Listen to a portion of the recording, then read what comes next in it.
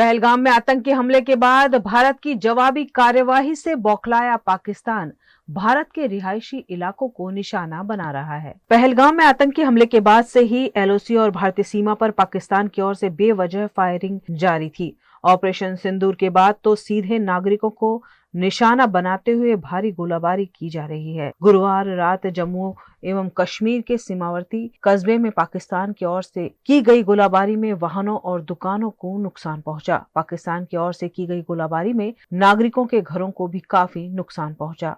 रात को फायरिंग हुआ, बहुत तंगी हुआ, हमें रात को नींद नहीं गए, पूरी रात को जगराता पड़ा। अभी हमें रहने की जगह नहीं है, दुकान हमारे पूरे तबाह हो गए, कारोबार हमारे माल जाल खत्म हो गया। चाहने की अपनी जान में मदद करना। पहलगाम में 22 अप्रैल को आतंकियों की कायराना हरकत के बाद भारत ने ऑपरेशन सिंदूर से उन्हें जवाब दिया। नियंत्रण रेखा पार के आतंकी शिविरों पर हमले से बौखलाई पाकिस्तानी सेना लगातार नागरिक इलाकों को निशाना बना रही है। मंगलवार देर रात हमले के बाद बुधवार देर रात भी पीओके से तंगधार, उरी, राजौरी सेक्टर में गोलाबारी की गई, जिसका शिकार आम नागरिक बने। यहाँ कोई हताहत तो नहीं हुआ है, लेकिन लोगों के घरों को नुकसान हुआ है। साथ ही लोगों में डर और दहशत देखी जा रही है। यहाँ रात से 4-5 दिन से बहुत जबरदस्त शेलिंग हो रही है। हम यहाँ कोई फैसिलिटी भी नहीं है, हमें न रहने की जगह है ना कुछ है।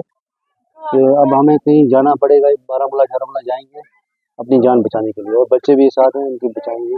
ऑपरेशन सिंदूर के बाद भारत पाकिस्तान के बीच लगातार बढ़ते टेंशन को लेकर जम्मू कश्मीर की पूर्व सीएम महबूबा मुफ्ती ने कहा कि पहलगाम में हुए भीषण हमले ने भारत पाक संबंधों को विनाश के कगार पर लाकर खड़ा कर दिया है। इस मामले उन्होंने प्रधानमंत्री से ठोस कार्यवाही की भी मांग की है। तो आप सब लोग जानते हैं कि इस वक्त जो हालात हैं हमारे मुल्क और पाकिस्तान के बीच में बहुत ही ज़्यादा खौफनाक है।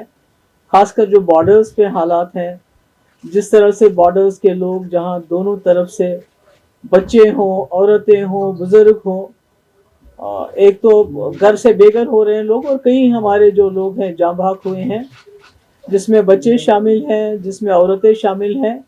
और इस वक्त मैं समझती हूँ कि ज़रूरत है रेस्ट्रेंट की, इमीडिएटली अर्जेंटली रेस्ट्रेंट होना चाहिए, और डी एस्केलेशन की ज़रूरत हो। और अकल दोनों, मुझे लगता है दोनों मुल्कों के जो सरबराह हैं उनको इस वक्त सोच समझ के संजीदगी से ये जो इस वक्त हालात हैं इनको डी एस्केलेट करने की कोशिश करनी चाहिए, क्योंकि दोनों तरफ से जो मासूम इनोसेंट सिविलियंस मारे जा रहे हैं, और वो सिविलियंस हैं हमारे जो बॉर्डर के, जो जम्मू कश्मीर के हैं, उन्होंने ये जंग शुरू नहीं की, उनकी जंग ये मर्जी से हो नहीं रही है, पर उसके बावजूद वो बहुत बड़ी कीमत अदा कर रहे हैं इस वक्त। मतलब दिल दहल जाता है जब इंसान देखता है, जैसे आपने पुंछ में देखा, अयान अरूबा जो ट्विंस हैं खेल रहे थे, तो उसके बाद उनकी खून से लथपथ लाश है। इसी तरह इर्तिजा अब्बास 7 साल का बच्चा जो उस पार के वहाँ कश्मीर का है। तो मुझे समझ नहीं आता है कि इसमें ये जो हालात हैं इसमें बच्चों का क्या कसूर है, औरतों का क्या कसूर है, जो इस वक्त इस क्रॉस फायर में फंस रहे हैं, मुश्किलात में हैं। तो पुलवामा हो या पहलगाम हो, ये दोनों ऐसे हादसे हैं जिन्होंने हमें याद दिलाता है कि इसने 2 मुल्कों को तबाही के दहाने पे लाया, यानी कि इस पूरे रीजन को कैटास्ट्रॉफी के दहाने पे लाया। और अगर खुदा ना खास्ता ये आगे चलता है तो पूरी दुनिया में बर्बादी होने का खतरा है। आज पहलगाम हुआ, तो इसके बाद ये जो हो गया आर पार जो इस वक्त हो रहा है, मुझे लगता है कि आई अर्ज दोनों तरफ से की जो लीडरशिप है, कि उनको मेरी ये गुजारिश है कि ये जो अटैक्स हैं इनको खुदा के लिए बंद कर लीजिए। हमारे बच्चे, मतलब कि जिनके खेलने के दिन है, मैंने खुद देखा उस बच्चे की जो फोटो पहले थी, वो खेल रहा था उसी टी शर्ट में, उसके बाद जब उसकी मैयत को लेके जा रहे थे, जो पुंछ का है, तो उसके सर का ये हिस्सा बिल्कुल अलग था। तो यही हाल उधर है, उस साइड में भी है। तो मैं समझती हूँ कि आखिरकार जम्मू कश्मीर के लोग, हमारे खासकर जो बॉर्डर के लोग, कब तक इस मुसीबत को झेलेंगे।